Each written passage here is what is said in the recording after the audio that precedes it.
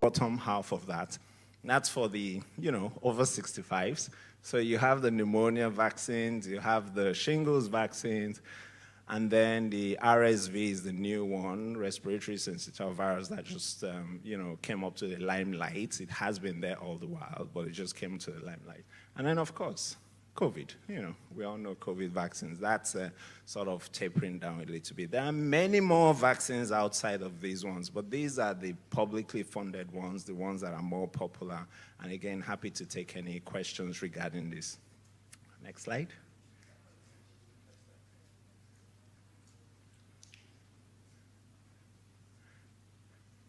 Fantastic. Okay, so this is a slide about the reasons why you go and visit your doctor, right? Some of us are healthy and we don't have any problems, but you should have in mind that these are preventative care, tests that have been found to try to catch diseases early. So that's the whole aim of this. So the first one there is the pap test. It's not fair. Nobody likes to go for a pap test.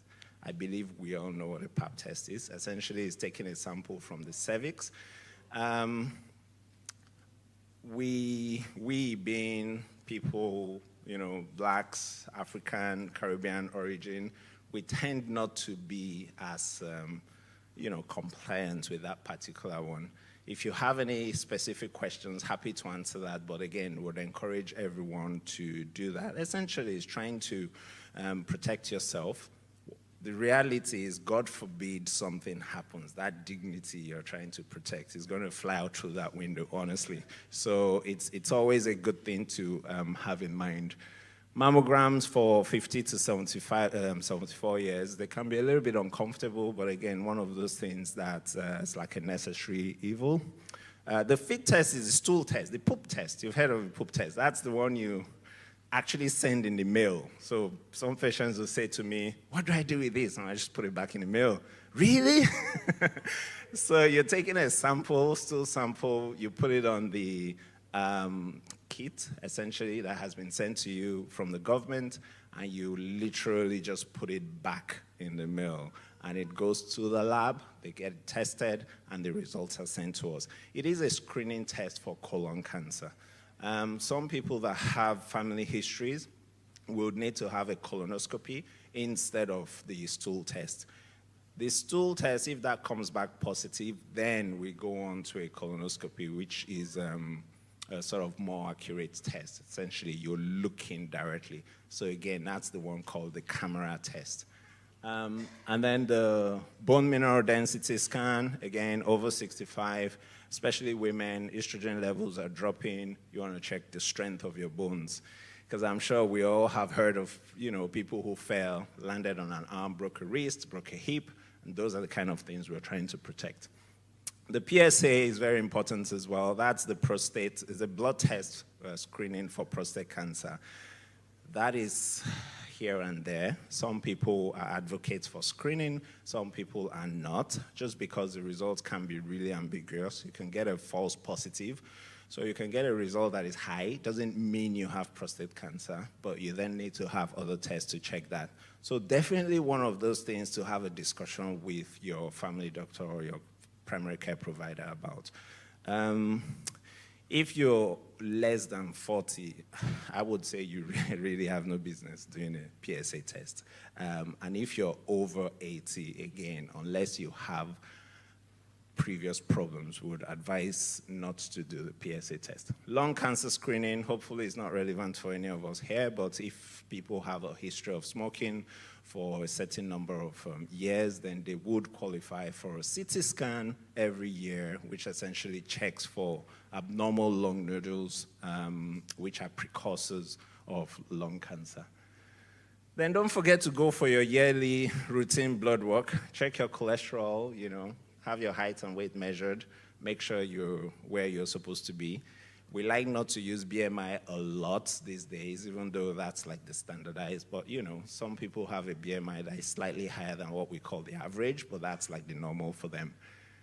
Exercises, healthy eating, mental health, these are all important things that we all have to engage in to protect ourselves And oftentimes, these are things that you have to put an effort to, rather than somebody else doing those tests for you or helping you to achieve those goals. These are goals that you put forward yourself. So, Leo is going to talk about exercises and the amount of exercise you need or you're expected to have.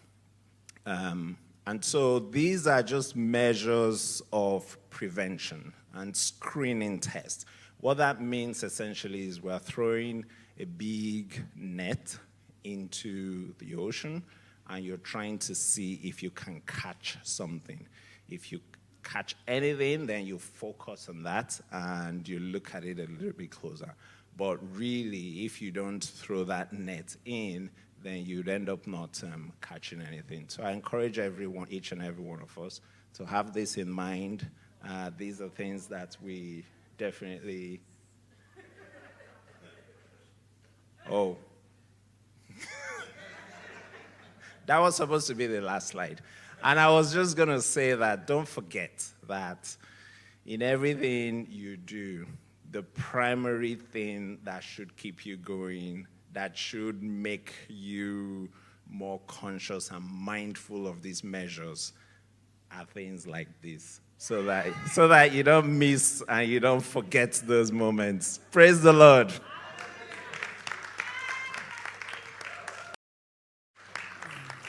Praise the Lord. Dr. Jude, I hope I can sit down. Let me sit and talk, yeah? Thank you.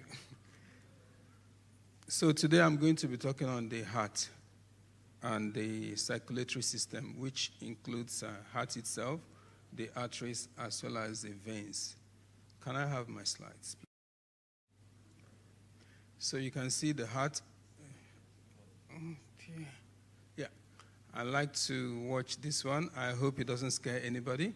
But exactly that is what your heart does every time. So the heart is the organ which sits in the center of your chest, a little bit towards the left side. What's the function of the heart?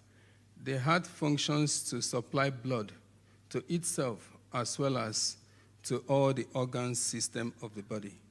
How does it do that? The heart does that by beating at the rate of about 100,000 times in a day. That's unbelievable that guy beats 100,000 times in a day. He does so by beating at the rate of about 72 beats per minute, and it makes use of about 100,000 miles of blood vessels. Each and every one of us has 100,000 miles of blood vessels in our body. Now, there is a pressure with which the heart does this, and that is what we call the blood pressure, the pressure with which the blood hits against the arteries. Now, that pressure should be ideally about 120/80. When it's 120/80, there is no problem. But the thing is, sometimes for one reason or the other, due to maybe we haven't taken heed of what Dr. Jude have said in terms of prevention, in terms of doing the blood test, in terms of checking the cholesterol. These blood vessels, they begin to change in their form, begin to become harder, lose their elasticity. When they become harder, lose elasticity, they become stiff, and therefore the blood pressure increases. So that takes me to the next slide. Now, a deviation from the normal blood pressure is any blood pressure that is consistently above 140/90. We define that as high blood pressure, hypertension more technically. So generally, 1 in 4 Canadian is diagnosed with hypertension. That's a whole lot, which is to say where you have 4 Canadians sitting, 1 person have hypertension. I think that is much. Now, what are the symptoms? How do we know we have high blood pressure? That's a big problem now because there is no symptom that is specific to hypertension, unfortunately. And that's why it is called the silent killer.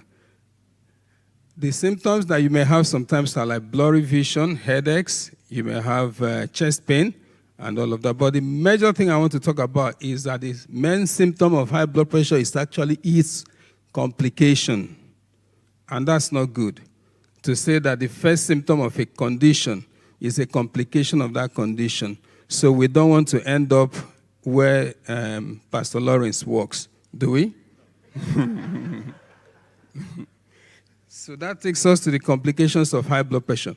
Now, when those blood vessels are damaged due to hypertension, the damage can occur in the blood vessels of the heart itself, and that will lead to a heart attack. Can also lead to different kind of heart diseases, including even the heart packing up completely. You can see those beautiful pictures. One is quite good. The first picture is quite good as a normal heart, but if you look at the second picture, you see that there is a bit of darkening in the lower border of the second heart. That darkened area is an area of dead muscle. The heart muscle there is dead. Why? Because the blood vessel there has been blocked or ruptured one way or the other, so no more nutrient supply to that part of the heart. Patient begins to present with chest pain. The chest pain is not always like the Nollywood chest pain, okay? Yeah, it's not always the Nollywood chest pain. It could just be a dull ache. So every dull ache, every pain that looks like an ulcer, check it out. It might be a heart attack. Now, if that blockage or damage in the blood vessel occurs in the vessels of the brain, that leads to what we call stroke. You can see the brain there. You can see that darkened circle. That's an area of the brain that has been affected. Shortage of blood supply to that area, shortage of oxygen to that area is dead. And when it is dead, the part of the hand or body that it supplies begins to go weak. Sometimes the patient cannot speak. Sometimes the patient cannot raise their arm. Also, before stroke occurs, there may be a warning stroke. The warning stroke is the one we call TIA. And TIA usually resolves before 24 hours. But if somebody, for some reason, begins to have TIA upon TIA, it is time to check it out. Do you even know what is TIA? How do we know as laymen what is TIA? So it means that each time you find yourself unable to express yourself, searching for the words that you want to bring out, maybe something is wrong. It could last for 10 minutes. It could last for an hour, okay? Try to check out. Go to Dr. Jude. Yeah, he will order for cholesterol.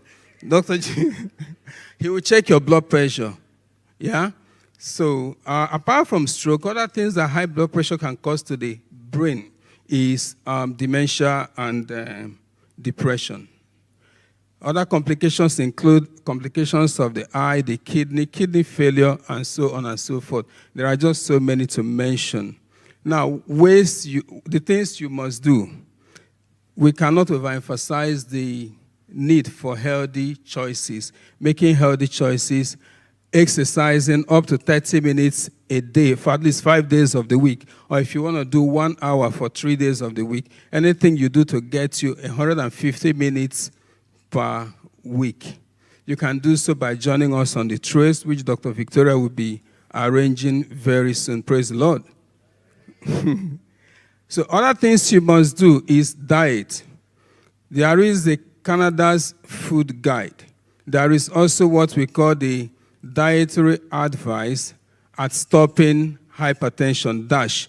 And these things are on the website. You can search it up. One of my patients, when I was telling him about diet and all of that, he said, "Doctor, specifically, you are telling me not to eat the things that are at the back end of a Ray Canadian Superstore, to only purchase things that are at the entry." So that is the fruits and vegetables, whole grains. Those ones you see as you enter, those are the things you need to be eating. Is it not true? So many other things to prevent hypertension, like making sure that you do not smoke. I don't know why somebody should smoke. Alcohol, do not drink in excess. Or maybe avoid alcohol altogether. After all, nobody is Timothy. Paul was only talking to Timothy, and he said, little alcohol, not much. So other things we must also do are limit our salt intake, go get our blood pressure checked, make a regular appointment with your GP or your nurse practitioner, anybody that you normally see for your health. Treat your high blood pressure aggressively. treat diabetes aggressively. Also treat cholesterol aggressively because you don't want to end up in the emergency at all. So in conclusion, all we have to say is live a healthy lifestyle, eat in moderation, do not indulge in some of those wrong behaviors, get more acquainted with Canada's food guide, do exercises, and then stay away from a high-salt diet. When we do all of that, I believe we are guiding our hearts with due diligence. Thank you so much for listening to me. Praise the Lord. Hopefully we won't have to get to where the slides I'm going to show right now. Slides, please. So I'll be talking about emergency health. Emergency health is very wide and broad. I have about 10 minutes to talk about this, and it's not something we can even do in probably a few hours. But we're just going to highlight the usual things. When it comes to emergency, it's usually very easy to identify. Then the question becomes, why are we talking about it? The reason why we're talking about it is to help us understand more how to identify this and the importance of timely intervention, because time matters. The first area of emergency that I will talk about is chest pain. I know it's always the first thing that goes to mind. So this is important. When somebody is having chest pain, it's important to quickly identify and quickly intervene. Sometimes the pain might not just be around the middle area, the mid-sternum, where most people think it's just. Sometimes it could just be pain coming down to the sides. Sometimes it could just be pain going down around the abdominal area, sometimes like the epigastric area. Sometimes it could be pain around the neck, feeling like the person feels like they are choking. Sometimes it might not even be anywhere around the chest. It might just be in the arm. And sometimes it might not even be in the chest, it might not even be in the arm, it might be at the back. Now, with the area of the back, the concern is usually when it's in the upper area of the back, like the middle area of the back. The lower end is not usually the case. You don't worry about that. Maybe muscular or maybe kidneys, but the middle area of the back. So it's important to identify those areas.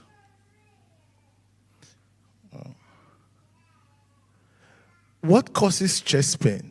Dr. Leo literally alluded to some of it.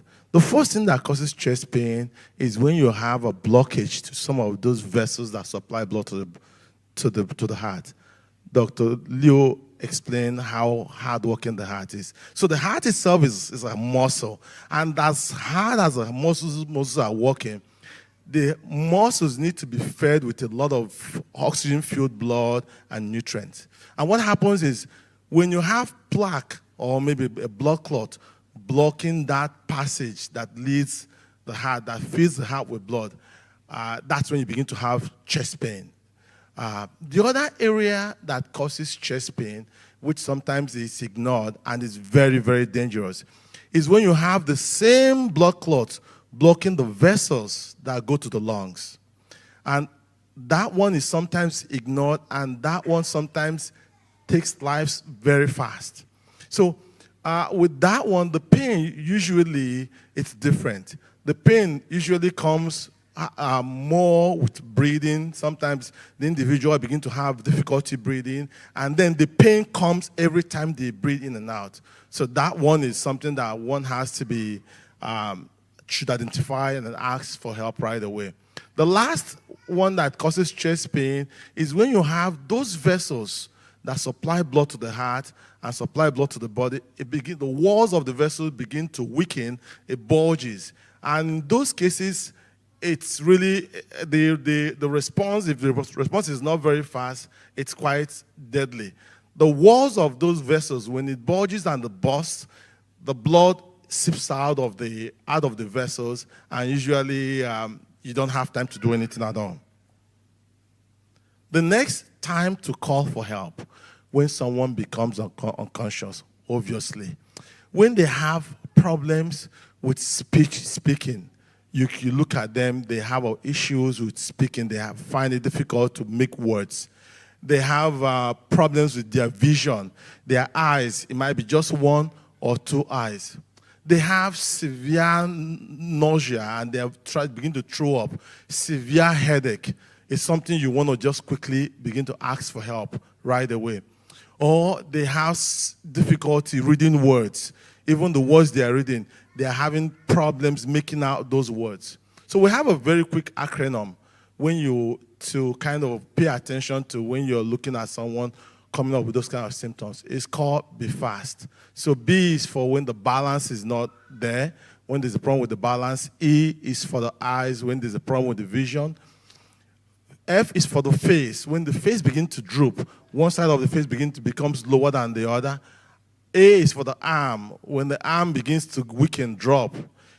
S is for the speech, when the speech begins to become slurred, they're not making any sense, it becomes very heavy.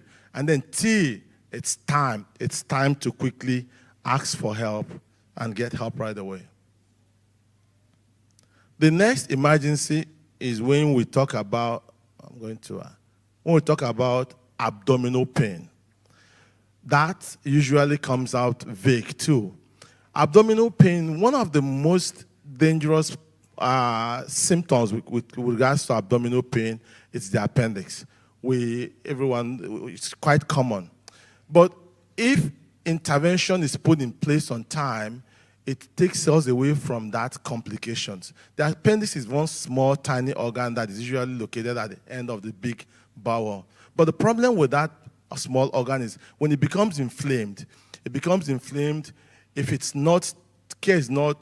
attention is not given to it right away, it becomes infected. It bursts. And when it bursts, it spreads all the bacteria inside the abdominal cavity.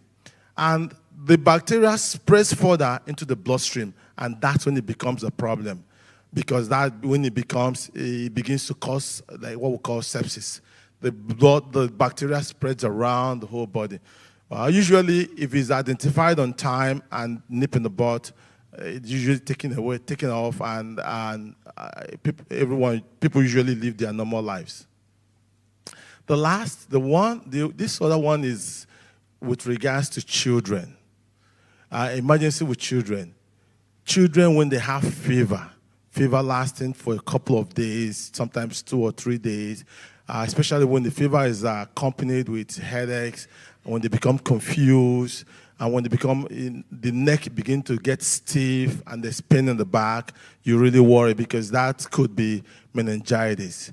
The other thing is when the child becomes confused and becomes more irritable than normal, behavior changes, begin to have seizures, you want to worry about that. When they begin to have severe vomiting, diarrhea, lasting for more than a few days, you need to call for help right away because that could cause dehydration. The other emergency is when people have allergic reaction. The tongue begins to swell, the lips, all of that begin to develop like hives, like rashes all over their body. You need to call for help right away. When someone starts feeling down, depressed, and starts feeling that there's no need to live anymore, they want to kill themselves or kill others. I know there's always a stigma accompanied with mental health, but it's better to ask for help before things, get out of hands.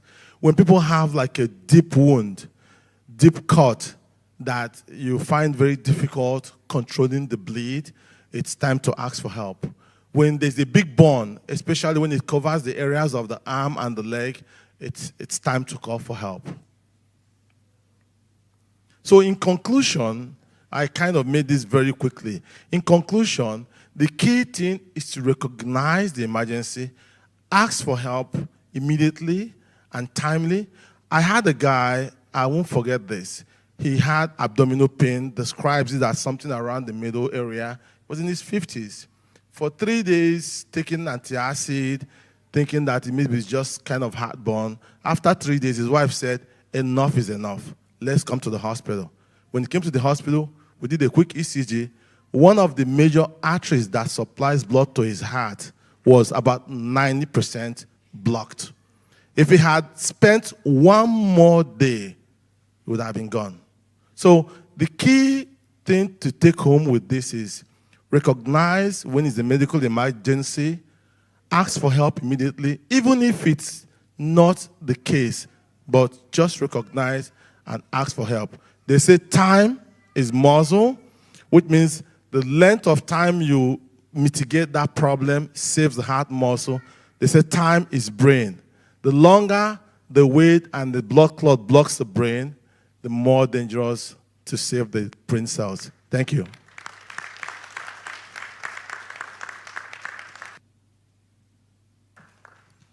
Wow. Wow. Men of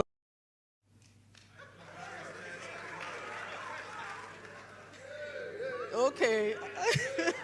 Oh, men of impact. Okay, so we're just going to go straight into the questions because we have a lot of questions. As usual, we always say bring your questions early. So the first one I'm going to go through, colonoscopy. What is your opinion on the use of the colonoscopy screening kit versus having the intrusive procedure? Very quick answer, please.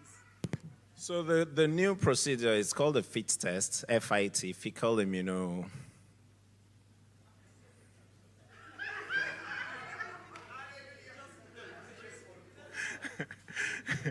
It's called the fecal immunochemistry tests, FIT. That is a better test than the one we had before, the FOBT, which was the older one. So if you're not at high risk, the FIT test is perfectly fine. If you are high risk, by that I mean family history, you've had problems with polyps before, then you should go for a colonoscopy.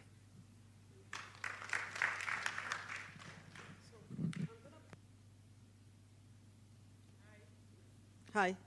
I'm going to put 3 questions together, and I think it's more the physicians. So I'm going to read all of them. Can high PSA be reduced? If yes, what can one do to bring it down? That's one. Is PSA test recommended for men? That's the second one. And what age should the PSA test start?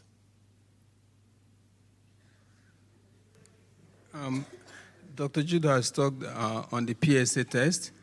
So the PSA test is recommended for men from the age of at least 45 if you're a black man. Yes, if you're a black man from the age of 45, you should get a PSA test done. Then for every other man from the age of 50, get a PSA done. Now, reduction on the PSA numbers, I think you should go get your PSA done first. If it is high, talk with your GP, your family physician, or your urologist about ways to reduce the PSA numbers if necessary. What was that? So praise the Lord. So let me quickly talk about this. So let me praise the Lord. Praise the Lord. Praise the Lord. Praise the Lord. What is PSA? Praise the Lord. So the PSA stands for prostate specific antigen. So what that means is that men have a gland underneath the bladder that does various functions. And one of the problems that can go wrong with the prostate is it can become cancerous, right? Just like any other organ in the body. And so there is a blood test. It's a blood test. Nobody is going down that way. It's a blood test to check the level of this antigen in your body. Now, if you remember when I was talking about it, I said it's this way and that way because there's a lot of controversy about it. Dr. Leo, just mentioned one point of view. There are other people who don't agree with it. I have to say that the Canadian guideline for PSA testing is speak with your family physician. That's just because they don't know, really what to do. So it really depends on your risk factors, your ability to handle risk. What if that PSA comes back slightly raised? How is that going to affect you? It is true that in blacks there is an increased risk of prostate cancer, but a lot of people die with prostate cancer rather than of prostate cancer. Thank you. Okay. I'm going to answer this question because of time. Is a pap test recommended for men? And no. So let's a pap test. The person that wrote this question does not understand. Please go to your doctor, have your yearly checkup. The doctor will explain. Pap test is only done in women. It's a sample that's taken from the cervix, and unfortunately, men don't have cervixes. Okay. Can you please go over the bone density test? What age do we request for this test? Doctor, does the doctor request for it? Is the test painful? Let me start from that last one. Should men do the test? That's the next one. Okay. So the BMD, the bone mineral density test, is a test to check for the strength of your bones. So really, if you're a man, ideally your bone strength shouldn't go down. It's usually associated with a drop in estrogen levels for females. And so the recommendation is if you're over 65 and you're a woman, you definitely should have a bone mineral density test. For men, it's optional because some people have risk factors and others don't. So for instance, if you have rheumatoid arthritis or diabetes or other conditions that put you at risk, then you should. If you've ever had a fall and you broke a bone, you should. So more relevant in women over 65, but also in men with risk factors. Thank you. And it's covered by the government. So next question. I'm getting burning pain all over, sometimes in the chest, irregular heartbeat. I don't know if I have high atherosclerosis or blockage. I do have extra beats, I was told. Okay. So that's a question on the heart. If you have a chest pain, like we said before, the best thing for you to do is to see your family physician. Let him organize a series of blood tests, which will include cholesterol, blood sugars. Let him also organize maybe an EKG, and then you take it from there. If the cause of your, sometimes the cause of your chest pain may not necessarily be heart-related, right? But the GP will examine you, take history from you, and then determine which area of the body he thinks the pain is coming from. Some pain could be from the stomach. Some pain could be from the pancreas. It could be pancreas, one which is usually forgotten but kills people. So sometimes when the GP treats, he may decide to organize an ultrasound. Ultrasound may show that, the pain is actually your pancreas. Then irregular heartbeat makes it look like it is the heart. So an EKG could help. Also, an echo could also be of help. Thank you. Thank you.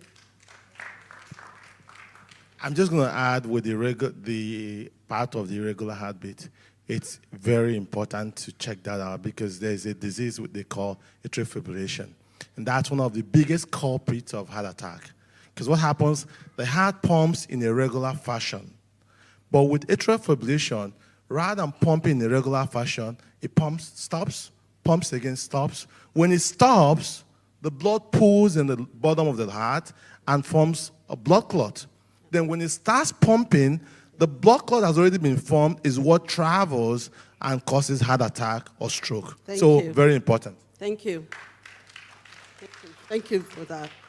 Next question. Please explain what shingles for adults over 50 years.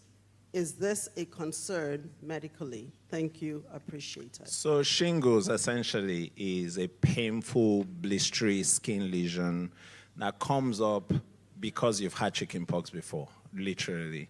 It's a reactivation of the chickenpox that you've had as a child that is lying dormant somewhere in your spine.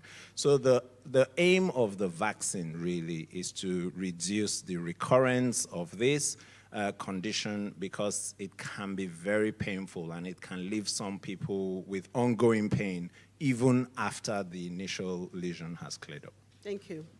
So I'm just going to jump to vaccination. We have like 50 seconds. What happens if a child misses the vaccination?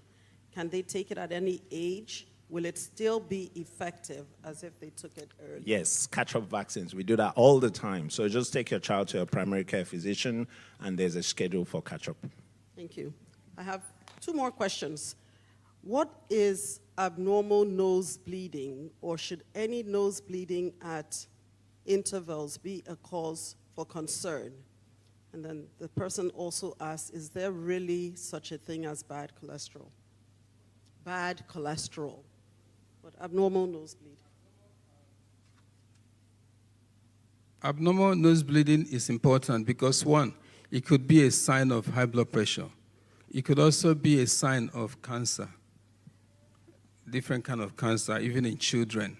Abnormal nose bleeding could also be, it could be nothing. It could just be dryness. It could be that people pick their nose, so they become so dry, so they bleed. It could also be due to just abnormal blood vessel in the nose. But like we always say, if you have nose bleeding, don't take it lightly. Go see your GP. Let's do some blood tests. Just a white blood cell count can reveal if that nose bleeding is due to a cancer or anything else. Or maybe just a blood pressure check can reveal if the nose bleeding is due to hypertension. Thank you. Oh, okay, high cholesterol.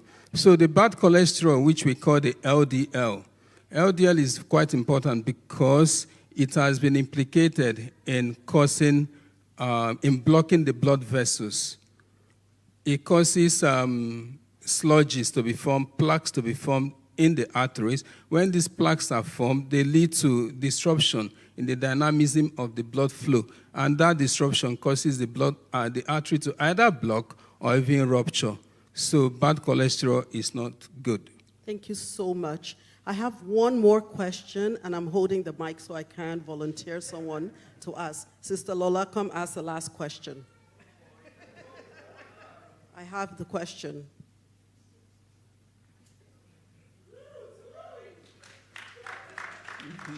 And direct the question to the person you want. Come and ask the question. I'm asking you to help me to ask the question. I'm tired.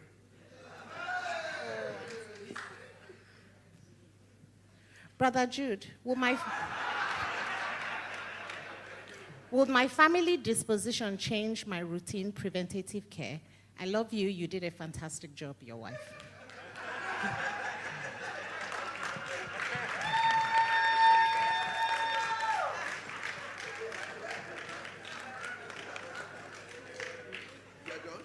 We're done. Did you answer? Are we done?